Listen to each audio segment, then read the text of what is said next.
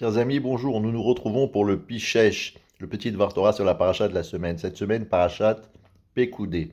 Elle Pekoudé à Mishkan, Mishkan à Edut, Asher Pukad al Pi Moshe, Avodat Alevim Bead Itamar ben Aaron Cohen. Donc voici les contes du Mishkan qui ont été faits par, comme la personne qui est citée dans le Passouk, Itamar, le fils d'Aaron Cohen, etc. Autrement dit, on nous a donné le bilan, comment a été utilisé chaque centime qui a été offert pour la construction du Mishkan, où est-ce que l'or a été mis, l'argent, comme on avait déjà expliqué une première fois, on n'a pas utilisé l'argent pour acheter d'autres choses que ce qui a été offert. Ce sont uniquement les éléments offerts qui ont été réutilisés dans la construction du Mishkan. Et à chaque fois, il y a marqué dans cette paracha que chaque élément du Mishkan a été fait Ka'asher Tziva Hashem et Moshe, comme Dieu a donné l'ordre à Moïse.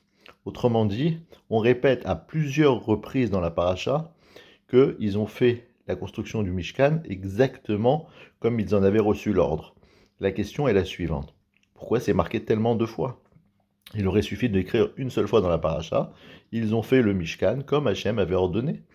Pourquoi dire à chaque fois qu'Asher Tziva Hashem et Moshe?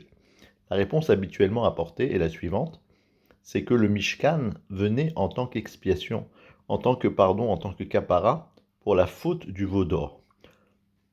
Ils avaient fauté au moment du veau d'or, ils avaient fait de l'idolâtrie, et maintenant qu'on leur a pardonné, on leur permettait de faire le Mishkan et de se lier à nouveau avec Hashem.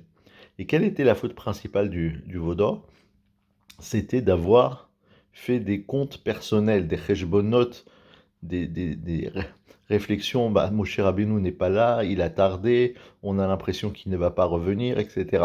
Et tous ces calculs nombreux, les ont amenés, Chas v'Shalom, à faire la faute du veau d'or. Ici, il y avait une réparation en se disant, nous ne faisons pas de calcul personnel, c'est ce que Hachem a ordonné, nous le faisons, un point, c'est tout. Et c'est pour ça que c'est répété à chaque fois, qu'Asher Tziva Hachem et Moshe, comme Hachem a ordonné à Moshe. On l'a fait comme on en avait reçu l'ordre. Cette leçon est très importante, car ce Shabbat, nous sommes dans Parashat à Chodesh. Parashat à Chodesh, ça veut dire, c'est la parasha que l'on lit avant le Rosh Chodesh Nissan, le premier jour du début du mois de Nissan, qui va être l'entrée du mois dans lequel il y a la fête de Pessah. Et on lit la paracha de Chodesh Azeh Lachem Rosh Chodashim. Voici pour vous que ce mois-ci est le premier des mois, le mois de Nissan.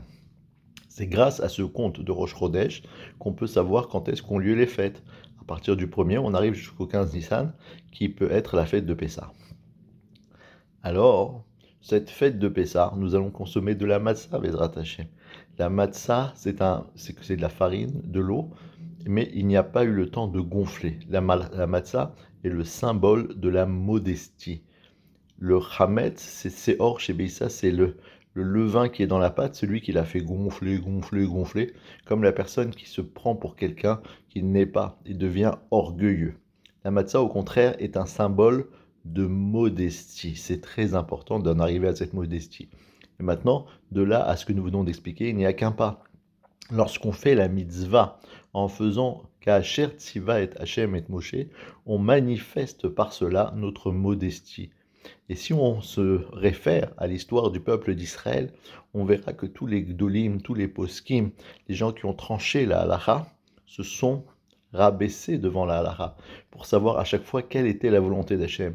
Est-ce qu'ici c'est permis? Est-ce qu'ici c'est interdit? Est-ce qu'ici on doit se référer à telle halacha ou à telle autre halacha pour dire que cette chose est autorisée ou elle est interdite? Pour en arriver à une telle recherche profonde de la volonté d'Hachem, il faut avoir en soi une grande modestie et une grande hirat shamayim, et cela va ensemble. La crainte du ciel est liée à la modestie. Celui qui dit moi je sais, oui je connais, c'est pas la peine, etc., il ne risque pas de se renseigner pour savoir quelle est la bracha qu'il doit faire sur telle nourriture, comment est-ce qu'il doit manger la matzah, accoudé ou pas accoudé, et ainsi de suite.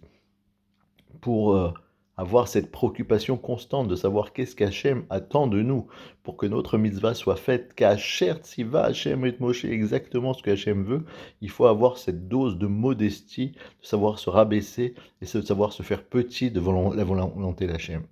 Alors que Hachem nous aide à atteindre cette grande modestie par le srout de cette parashat HaChodesh qu'on va lire ce Shabbat, parashat Pekoudé.